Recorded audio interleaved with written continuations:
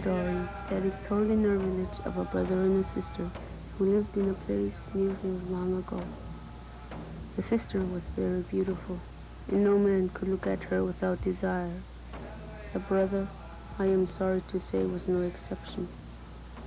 One evening he stole into her bed and spent the night with her. When she awoke in the morning and saw that the man beside her was her own brother, she grew angry and ashamed, and she fled the house, the village, the earth itself. She flew up into the sky. The brother awoke and went running after her. He looked everywhere. He could not find her. At last, he saw her far, far away in the sky, way to the west, sinking out of sight. He too took to the sky, chasing after her. He could not catch her. The sister became the sun. The brother became the moon. This curse was placed on them forever, that they remain pursued and pursuer, never coming together. Incest is a thing forbidden to our people, and the curse fell on one who has gone before, the father of Antigone.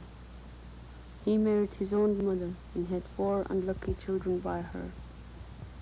He is dead now, and so is his wife, but this curse continues.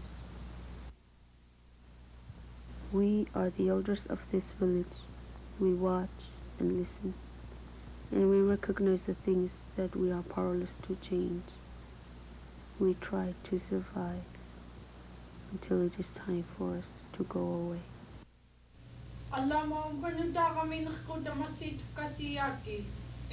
Antigone and her sister Ismene live in a village that has just seen the end of a civil war. During that war, their 2 brothers, members of opposing armies, killed each other in combat. Antigone explains the new law just passed by their uncle Creon, the village headman. Creon will allow 1 brother to be buried according to custom, but the body of the second brother, Polynices, who died attacking the village, will be left on the tundra to be eaten by ravens and dogs. Antigone is outraged and shocked by this new law of Creon's and tells Ismene of her plans to bury Polynices.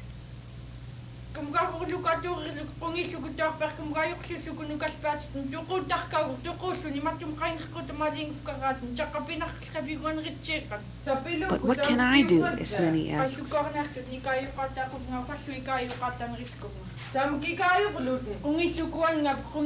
Help bury our brother.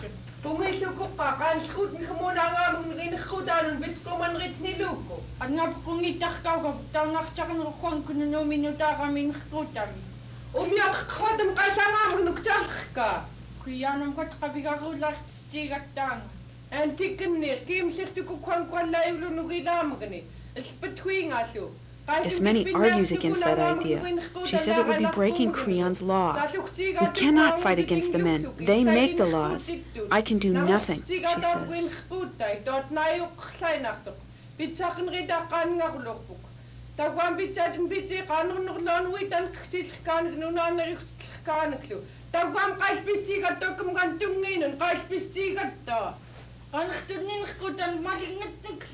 Antigone does not heed her sister's pleas. The laws of ancient spirits are more important than Creon's laws, she says. I'm sorry I asked for help. I wouldn't want your help now, even if you begged me.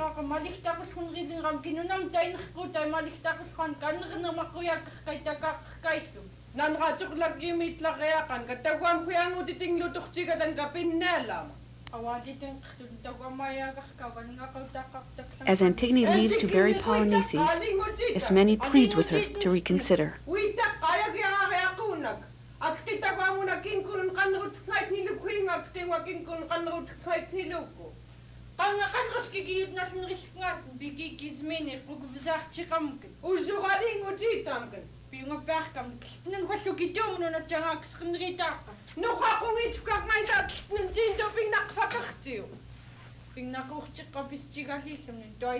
I'll keep trying no matter what, Antigone says.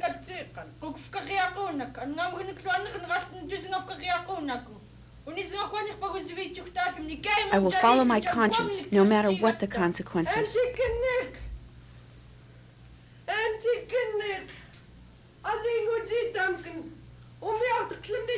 I'm afraid for you, Antigone. You're my sister, and I love you.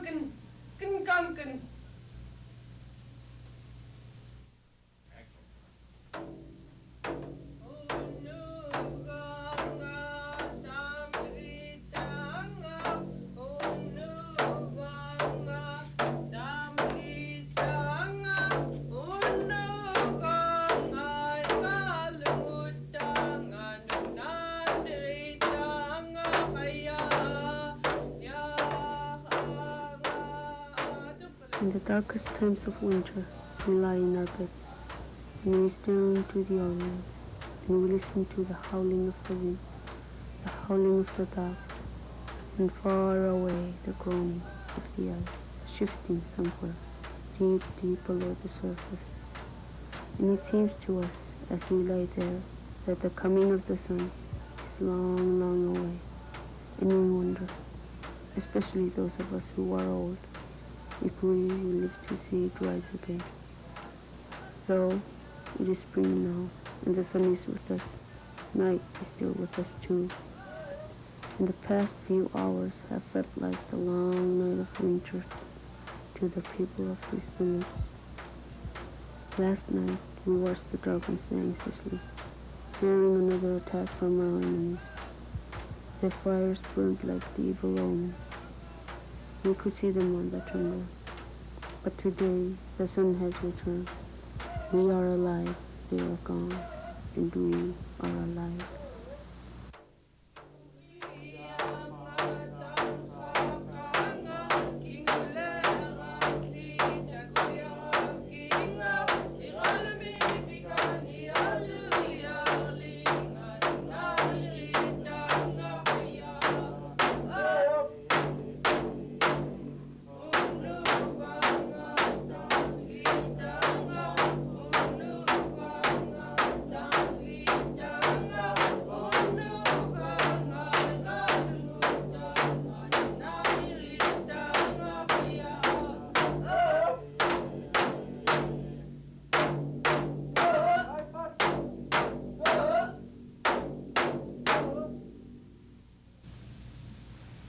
Kanri, Snundaiga, Snranachta, Sitang Silhaji Binganio, Jilakta, Creon, the new headman of the village, seeks the counsel of the elders. He tells them that their village is like an umiak in which all people sail and work together. After a terrible storm sweeps over their boat, some people are lost in the sea, but eventually the boat is righted and gets back on course.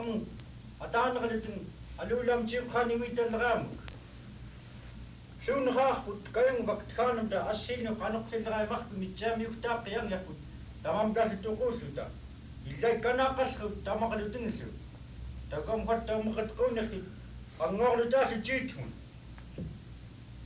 Tonight, Schunga, young Notula. How many big Schunga chat and Kilamnik?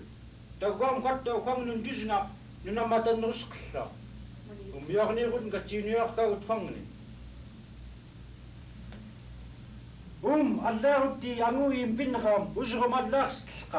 Polynices was a rash young man who led a band of warriors against the village, Creon says.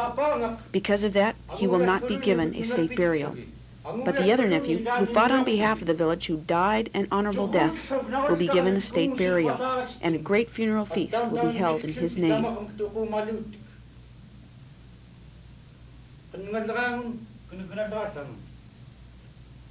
Daugam, Kaisen the quick of Girnax at Damakinka. It's a Mridakanuka Managanra. Daugam, when a Kaisip go at me, a bang of Askilif Karsika with Kumani.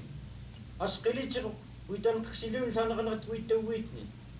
Kavir Shikabut, Yokumali, Kaluka Whitney. Daukanuka, Unichimai Kaparka and Gumga. Unichimachi, Nurumakar and Duluka and Kimuknunsu. Good Nundang Unite a pair colony.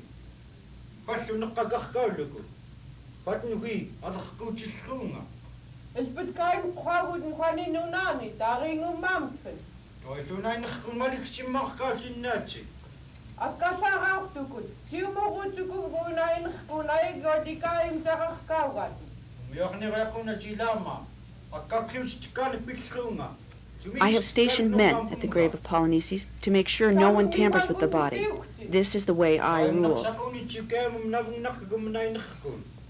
Inaim na mani uktuko uktknrito. Khininritsta toikatuqunnutngan. Illaitiu tigumataqat tsuknam kapxsuguna awisngangalaqaqo. Antaxsugunitak faqasin khizamama. Just then, one of the sentries rushes in and begins a confused story, for which he denies all blame.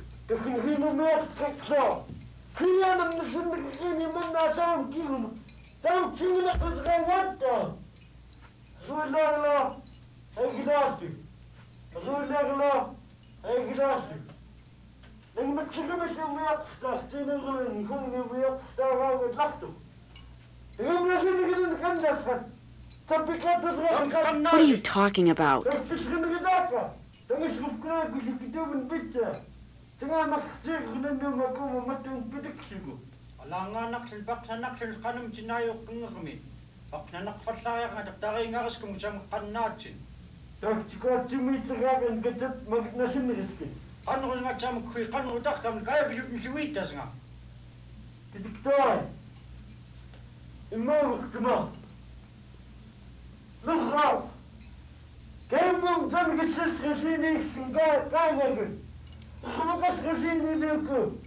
Someone has cleaned and clothed the body of Polynices, preparatory to burying it. The sentry finally gets out.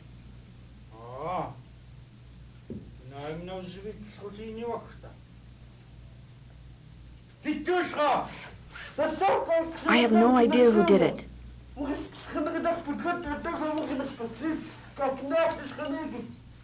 We figured we had to tell you, so we drew straws to see who got the unlucky task. It fell to me to bring you the news.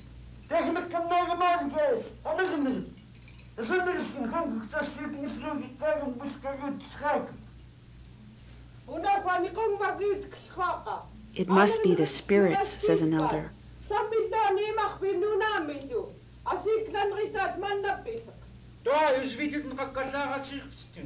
No, says Creon.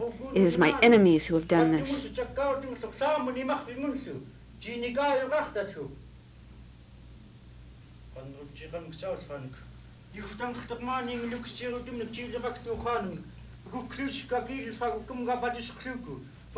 You must find out who has buried Polynices, or we'll stake you out alive. How many furs did you get to look the other way? Or was it ivory that was given to you as a bribe?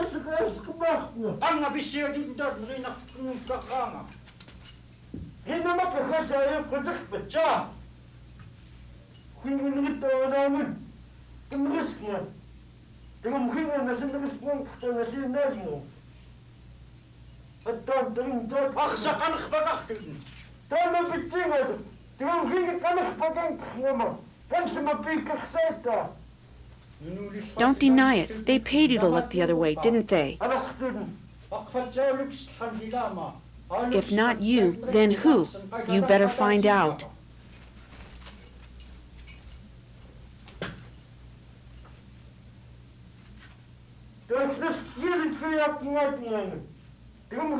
The sentry bemoans his fate. I've got cousins upriver. Maybe I should join them rather than risk Creon's spear.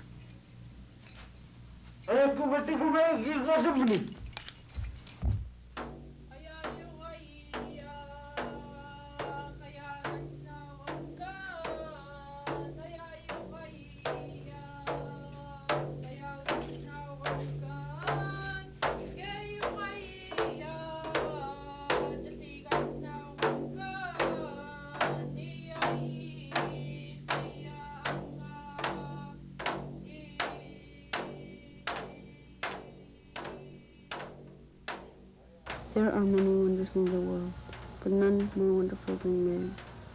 He travels upon the wild and dangerous seas in a kayak, a small and fragile boat. And yet he rides the crests. He is on top. He is not so strong as the great white bear, nor as fierce as the wolf, nor as fast as the caribou, nor as good as the seal. He is thin of skin and dull of tooth and claw, and weak of muscle. But he has challenged all of these things, and sometimes he subdues them. He can build shelters that keep him out of the wind and the snow, and can build fires that warm the cold, distant nights. He can build villages that protect him even more. But there are some things he cannot protect himself against. There are spirits in the animals. There are spirits in the rocks, in sea, in air. There are spirits in man himself. These things are beyond his control. And there is death. There is always death. It waits when he is riding high on the crest of the sea, when he is sitting in comfort and wealth beside the fires in his house. It waits, and he can do nothing about it.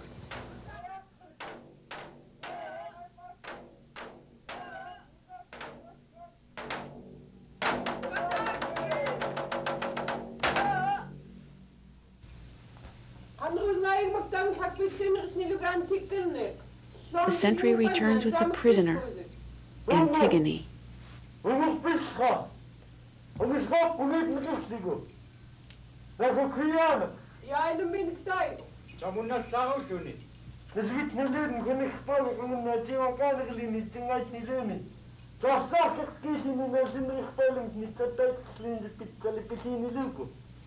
I caught her in the act of preparing Polynesi's body for burial. We grabbed her. I brought her here to exonerate myself from any blame.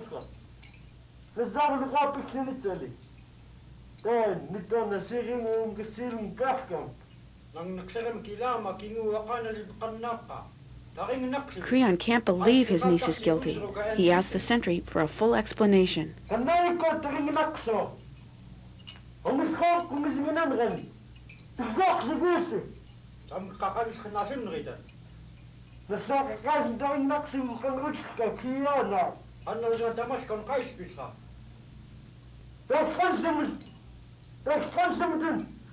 I returned to the body as you instructed. I stripped it and replaced it on the bare tundra. I went off a little ways and stood watch. A wind came up and the body smelled horribly.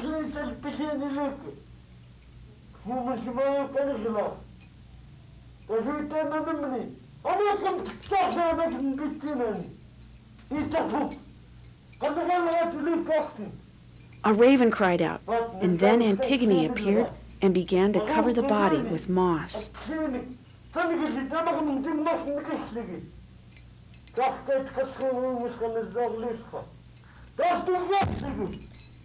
I nabbed her. I was sorry it was her, so young and so pretty, but I brought her in.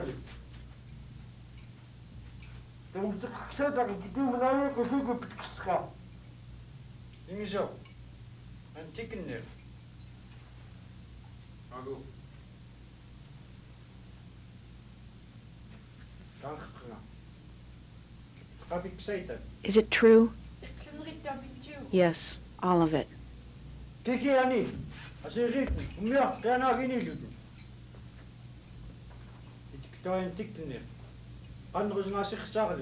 Why? Why did you break my ruling? Didn't you know it would mean your death? Think before you answer. Your life may depend on it.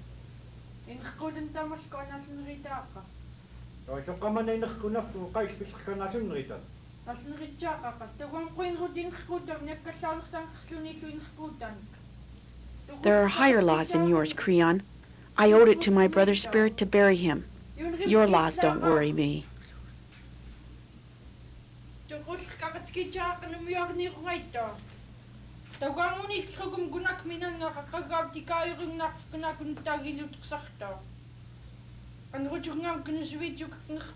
I'm not foolish. It's your law that is foolish.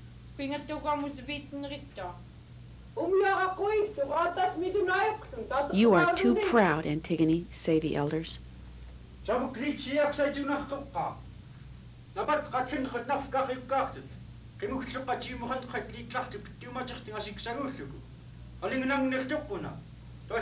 She's trying to make a fool of me, but she won't. Yes, she is too proud, and she has doubled her penalty. Not only did she try to bury her brother, but she comes here boasting of it. Oh, Antigone, you'll pay for this. And here's her sister, probably equally involved in this affair.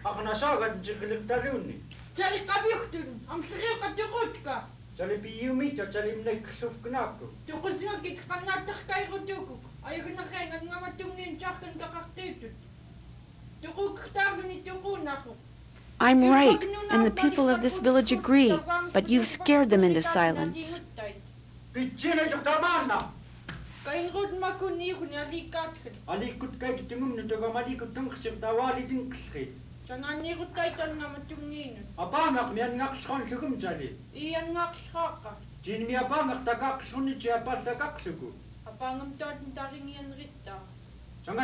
You treat the bad men as the good when it comes to burying. Who are you to judge the dead?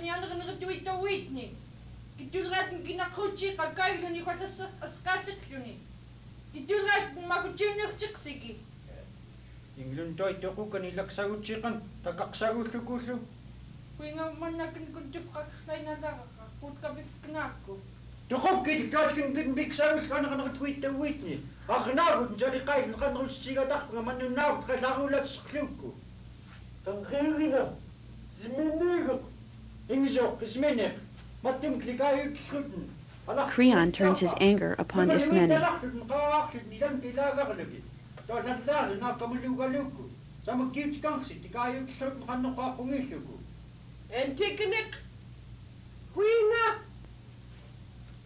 Ismene sides with her sister and claims responsibility.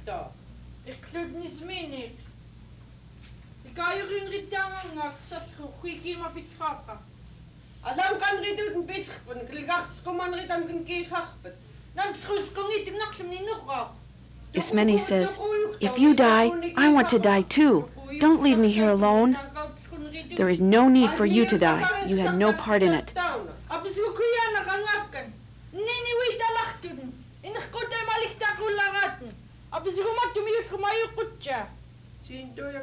Why are you trying to hurt me? Why now? I'm sorry, sister. I didn't mean it. I'm sorry.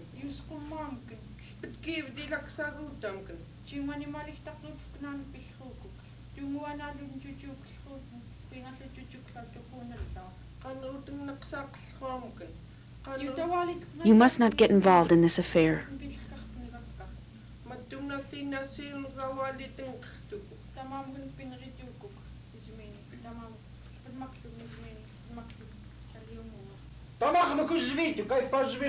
You're both crazy, Creon tells them.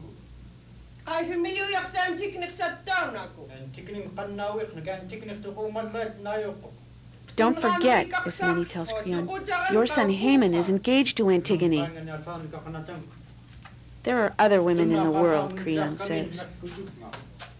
But never a couple like Antigone and Haman, says Ismene.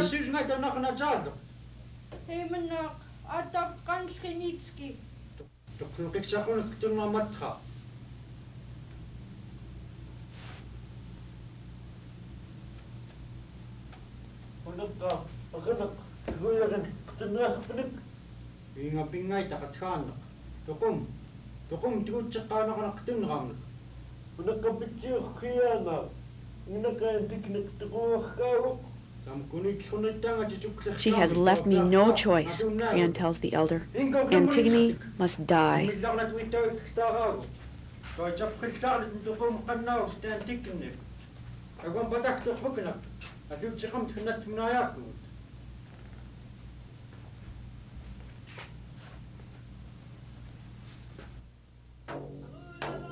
It would be a wonderful thing to live a lifetime, never know darkness, never know danger, never know hatred and wrath.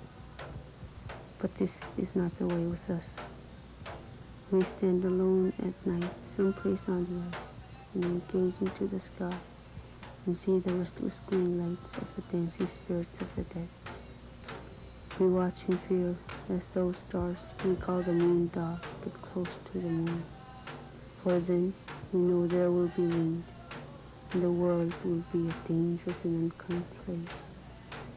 But we watched the great cluster of stars that runs all the way across the sky with wonder. For these are the tracks made by the snowshoes of Raven, as he made his way to this place to create the world, and human beings, and everything else. Raven made it all, and stayed a while to enjoy his creation. But then he went away and left us with only a cunning and often malicious bird to remind us of him. He left us alone. Sometimes when the hunting is bad and the fish have all forsaken our nets, our shaman will appeal to the powerful spirit that inhabits the moon. He it is that controls the animals, and sometimes he hears our shaman, and he has pity on us, and sends the seals again and the whitefish. But sometimes he ignores us and remains only a white ball of ice, cold and unmoved in the sky, and then we starve and die. Oh, life can be a time of great sorrow, and how much greater if the sorrow comes from the people themselves, and not from the spirits from the other side. How much greater the sorrow.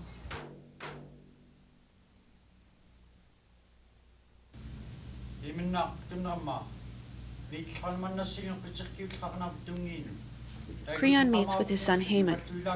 How do you see things, my boy? I am your son, father, and I will abide by your law.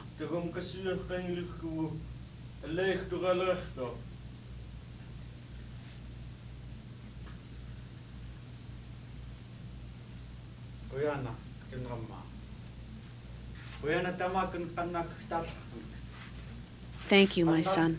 It's a hard decision, but I can't let that stand in my way. The girl is a blood relative of ours, but I cannot let that influence me.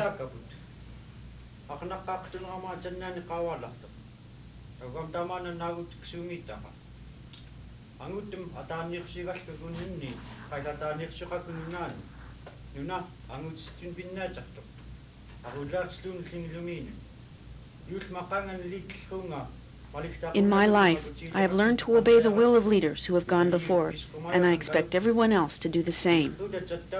I must enforce the laws. Without them, we are nothing. Put this girl from your thoughts.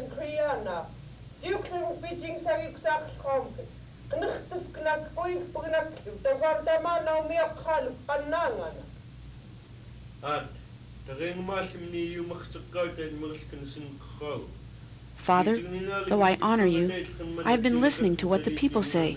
I eat fish with them, share the steam bath with them.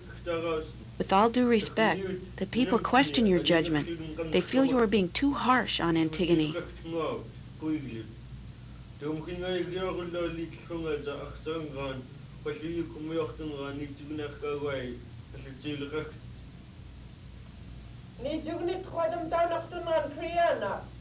Haman has spoken wisely, say the elders.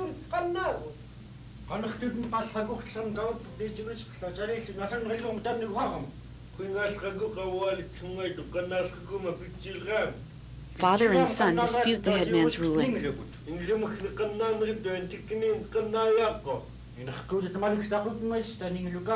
Antigone broke the law, and she must be punished, Creon asserts. But Haman challenges his father's wisdom.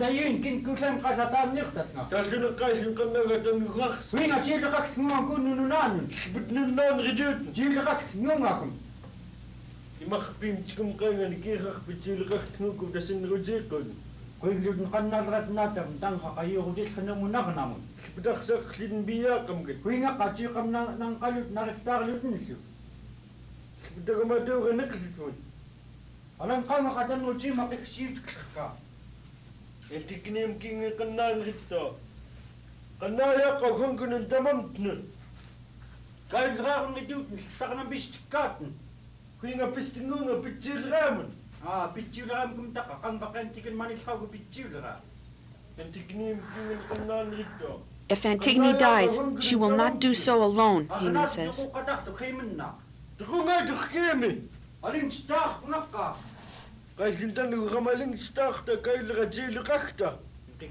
Creon is resolute. Jalia Matagalun, Takanam Piskat, it can reward Titadun Jaligin. Kadang Sungat the Maita, Manaking of Sumi Chicken. The headman calls for Antigone to be brought forth so that Haman may witness her execution. No, the young man shouts.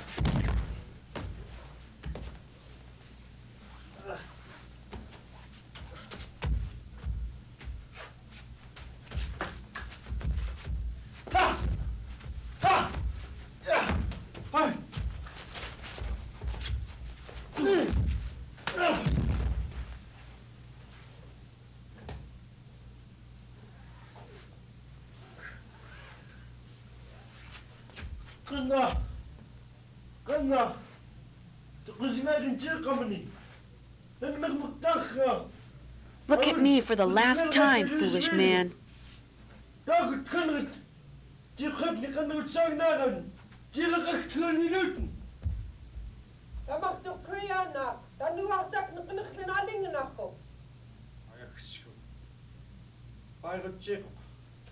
He'll calm down. He'll return.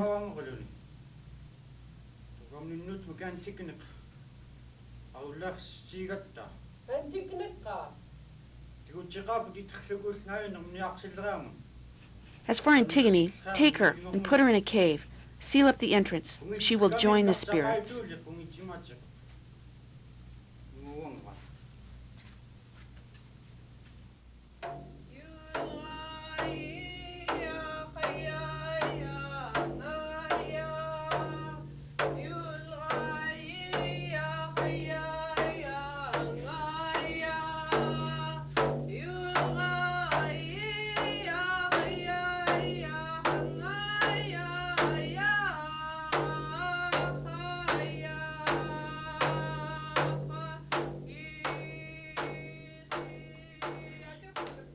We know no word for it but love. It is that deep look in the eye of a young woman, that smoothness of her cheek, her breast. It is a kind of wonderful madness. A young hunter will lie sleepless in his woods, far away on the tundra, and think of nothing but that one. He will fight men for her. He will go without meat and water for her. He will risk his life out on the angry sea in his kayak for her. And will be seeing only her face when the cold black water closes over his head for the last time. A young man will defy his father for her. He will defy his father.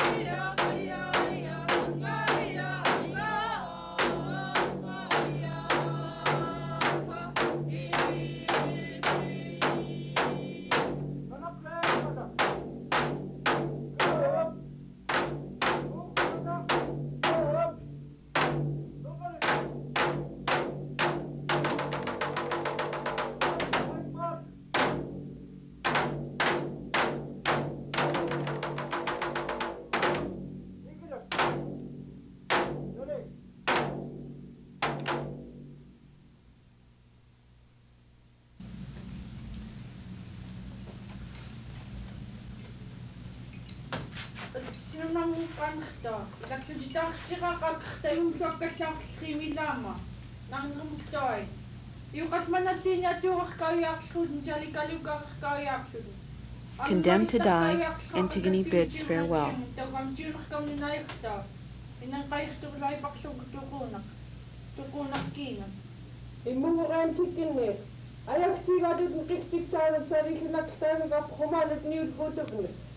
You are dying a brave death, Antigone, of your own choice.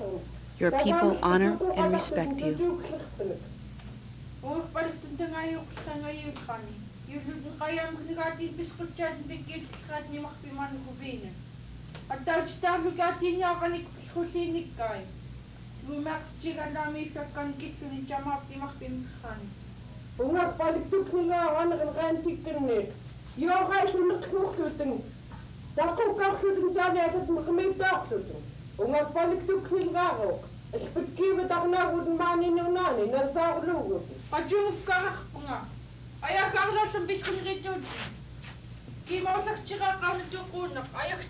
I go to this death alone. I die during a time of plenty. I go alone, small and frightened. An elder comforts the young woman. You did what you thought was right. Have no fear. We will honor you.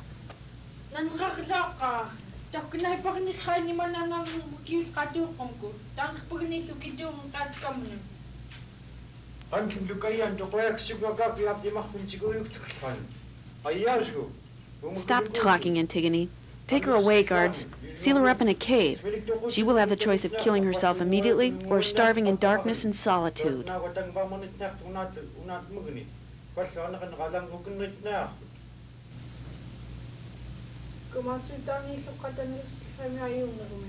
No lamp for my dark cave.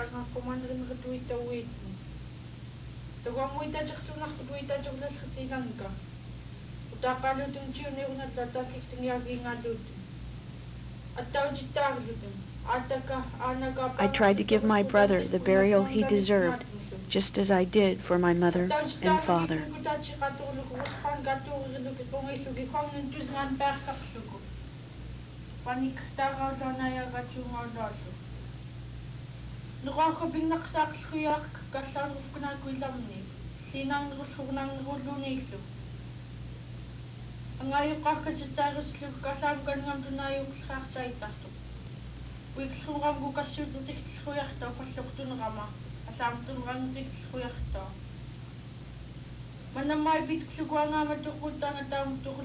And for this, my uncle condemned me. I die without knowing the blessings of marriage or the joys of motherhood.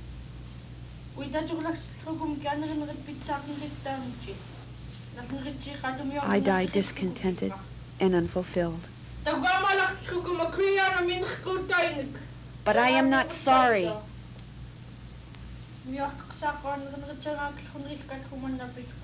I only wish I could be spared.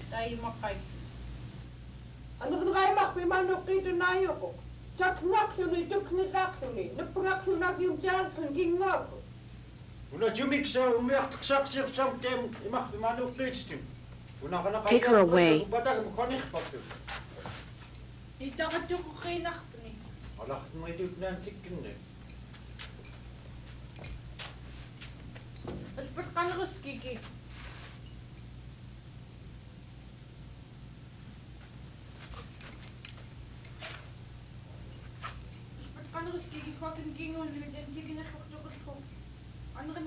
Tell the people, I was true to the spirits and to my own conscience.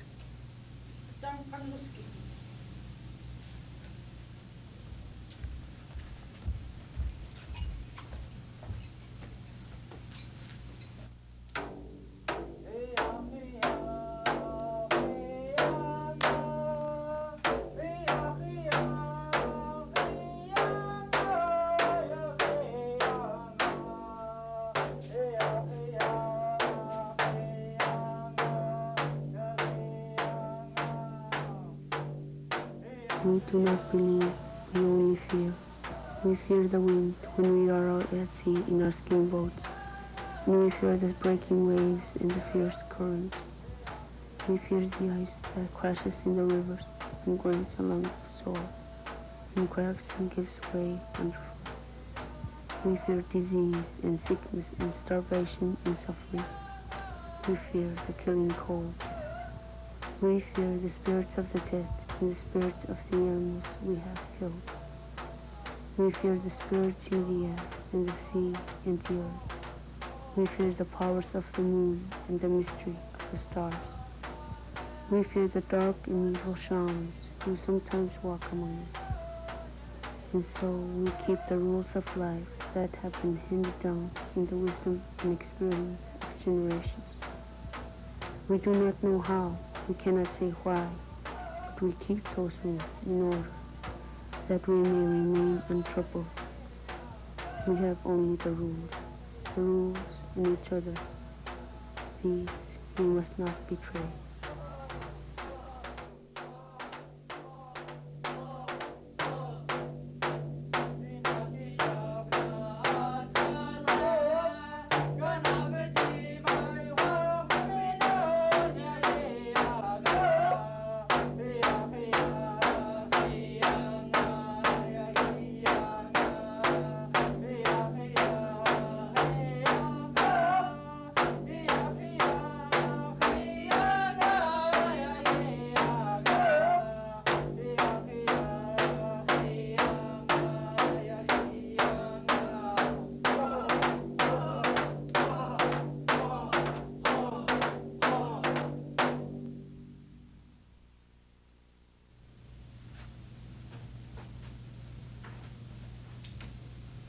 The blind shaman is led in.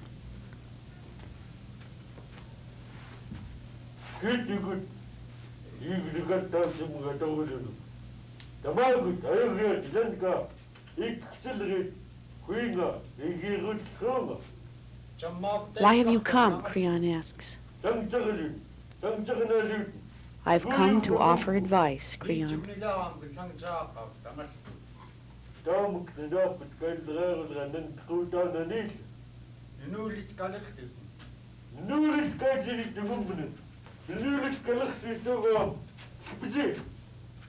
Listen well, because you stand on the edge of a cliff.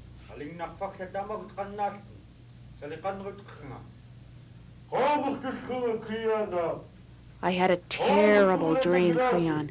An eagle and a sea lion were fighting. The ground was covered with blood. The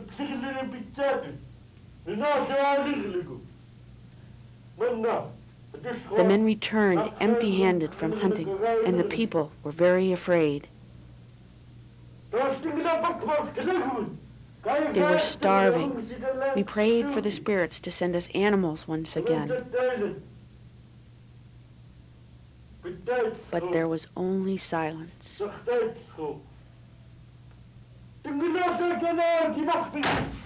I plunged into the sea to ask the water spirit for mercy.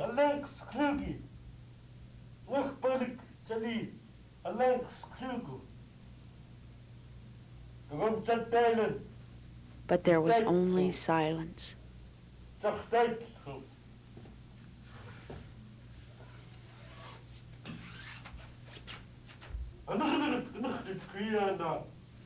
The spirits are angry. We are in grave danger.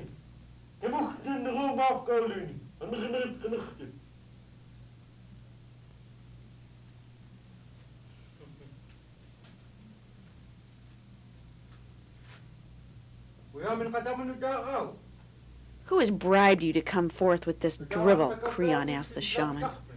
What is this nonsense about a dream? Maybe you, too, have been bribed. Maybe with fox furs.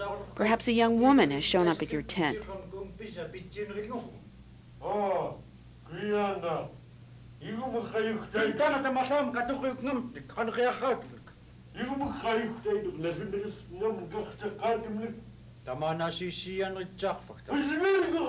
Creon continues to insult and belittle the shaman and accuses him of lying.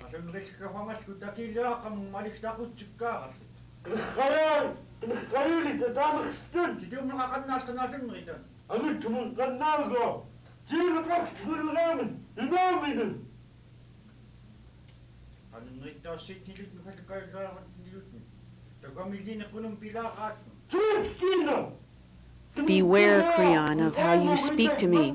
I'll be forced to tell you the rest of my dream.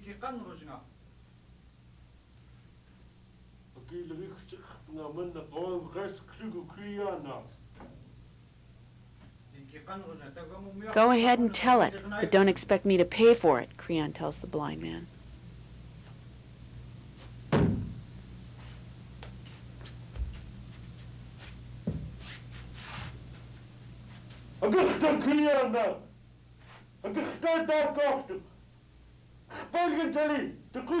Before the sun rises again, there will be a dead body, then a second, and then a third.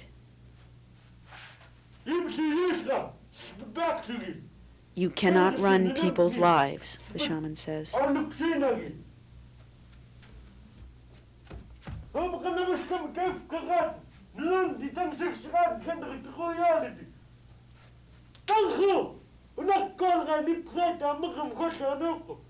This fire can only be quenched by blood, blood of your blood, Creon.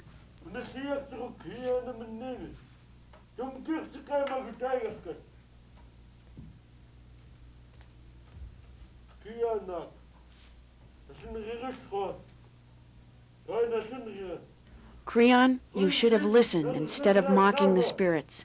You wanted to know, now you do. You have mocked where you should have listened.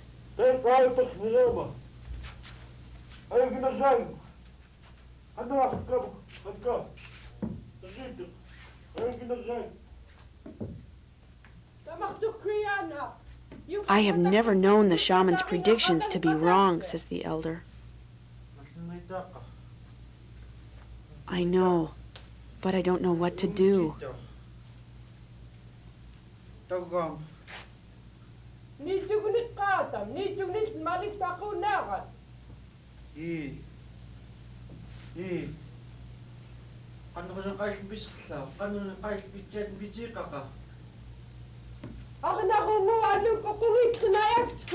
Free the girl, bury the brother, make it right.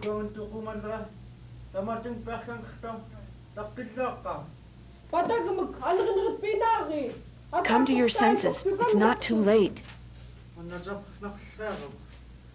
This is a hard decision. Should I let my ruling stand, or should I listen to the shaman?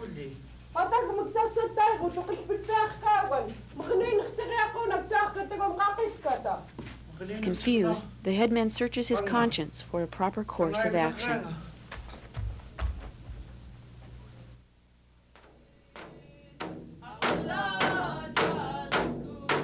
We sing to the sun as she leaves. We sing to the moon as he approaches.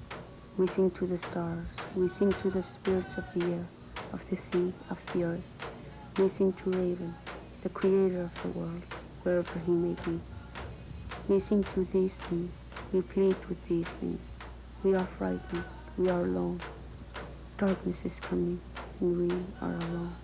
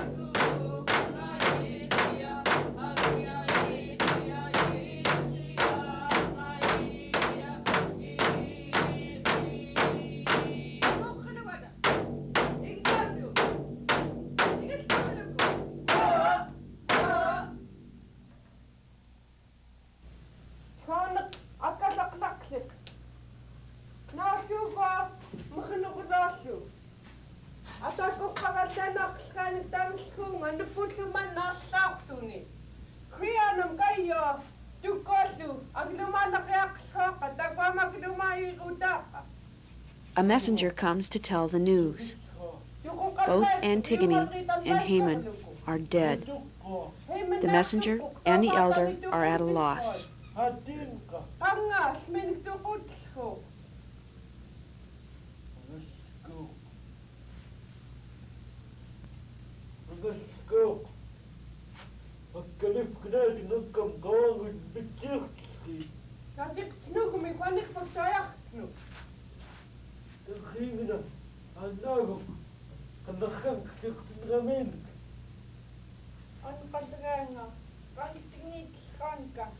Eurydice, Creon's wife, enters and asks what the news is.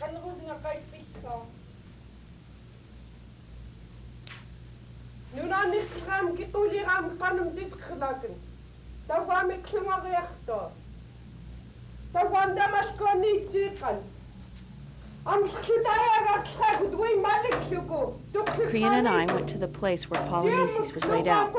We chased away the dogs and the ravens, built a sturdy casket, and buried the body, what remained of it after the dogs and ravens had finished with it.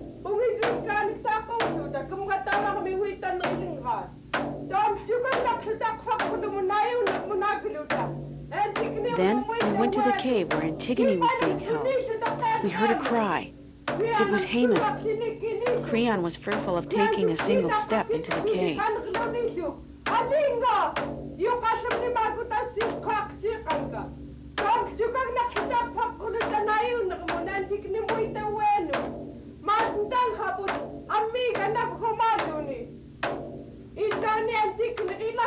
When we entered, we found Antigone had hung herself.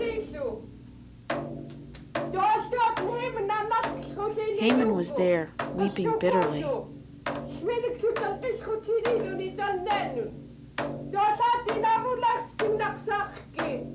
Creon tried to console him, but the young man broke away, grabbed his spear, and lunged at his father.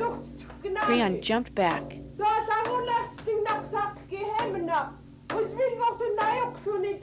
Then, before we could stop him, Haman plunged the spear into his own heart.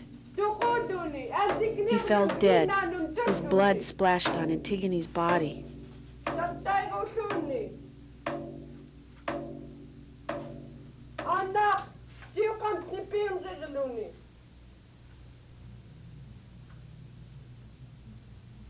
Eurydice is stunned. She withdraws.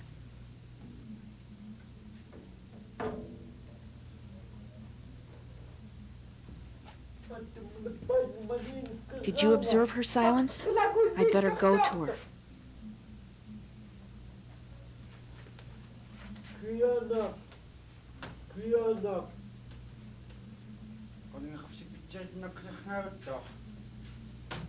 I have murdered my son, my niece, my happiness. I have felt it all. I have done it all.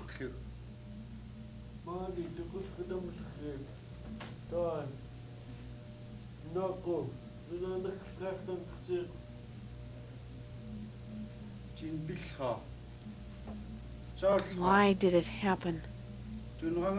Was it an evil spirit? Pride? The evil pride is at fault. We are born to hopelessness.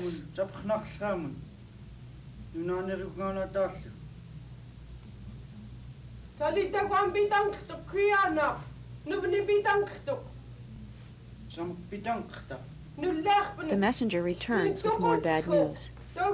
Your wife, Eurydice, has also killed herself after hearing of Haman's death. This can't be real. This can't be real. Am I dead? Tell me again.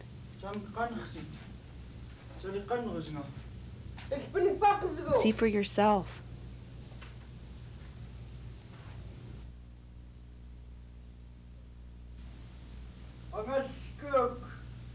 Shaman, you were right.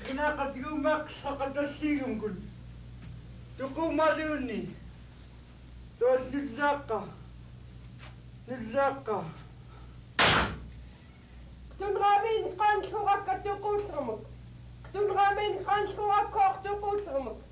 Nundukuf kashuniluki. She killed herself with your spear, Creon, cursing you as she stabbed herself in the heart. Will someone do the same for me? She also charged you with the death of Antigone.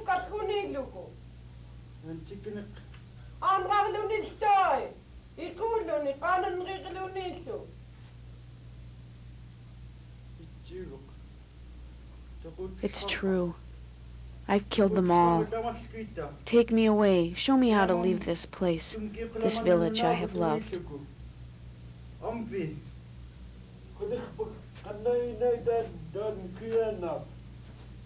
The past is done. We must get through the night.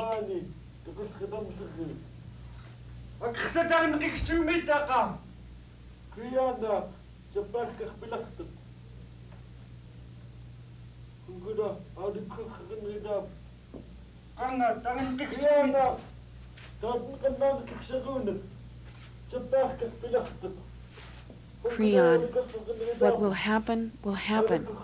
Not for us to be as the spirits of this world. I did not mean for this to happen. I am a vile and a foolish man. I must leave this place.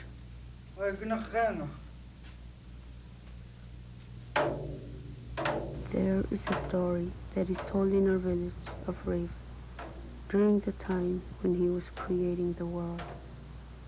It was when he found the first human beings who had crawled out of a pod that had washed up on the beach.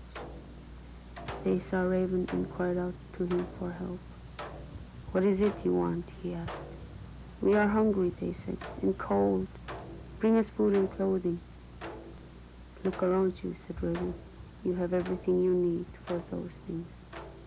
The human beings looked around at the animals and the fish and the driftwood, and they saw that it was true. "And give us wisdom and happiness," they cried. Raven looked at them for a very long time. "You have everything you need for those things too," said Raven. And then he flew away.